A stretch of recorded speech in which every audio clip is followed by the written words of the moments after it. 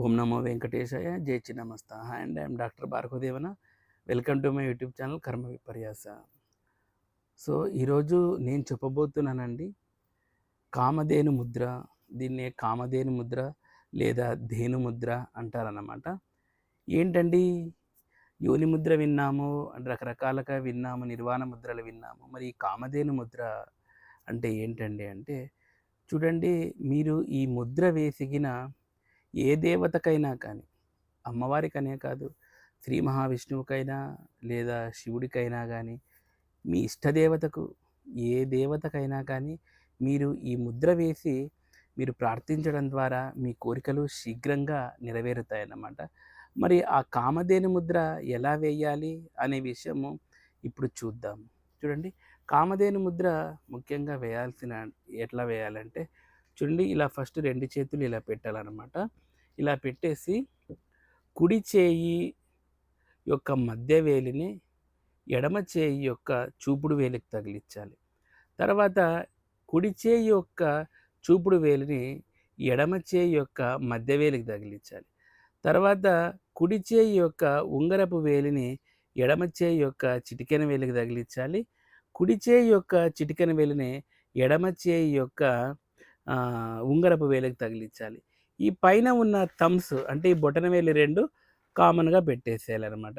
So అయిపోయింది. ఇదే ధేను ముద్ర. చూడండి, మీకు ఇలా చూస్తే ఇది ధేనువులాగా కనిపిస్తుంది, ఆవులాగా. అంటే 1, 2, 3, 4 ఇవి 4 కాళ్ళలాగాను, ఇదంతా బాడీ లాగాను, ఇది తల. సో ఇది ధేను ముద్ర అన్నమాట.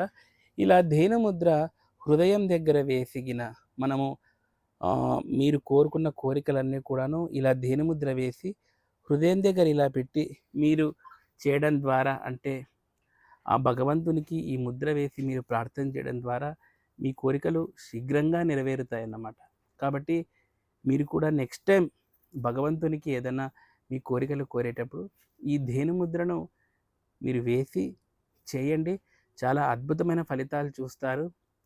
ఇంతకుముందు మనం ఒకసారి యోని ముద్ర చూసాము. సో ఇప్పుడు ధేను ముద్ర అన్నమాట. కాబట్టి ఇంకొకసారి చూపిస్తాను చూడండి.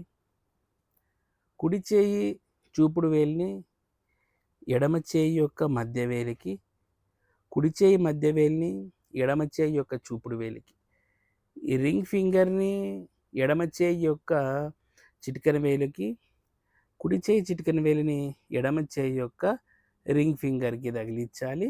తగిలించి ఇలా థమ్స్ 2 జాయిన్ చేయాలి, బొటన వేళ్ళు. దీన్నే ధేను ముద్ర అంటారనమాట. ఇలా వేయడం ద్వారా చాలా మంచి ఫలితాలు, మీరు కోరుకున్న ఫలితాలు కూడా చాలా శీఘ్రంగా వస్తాయి.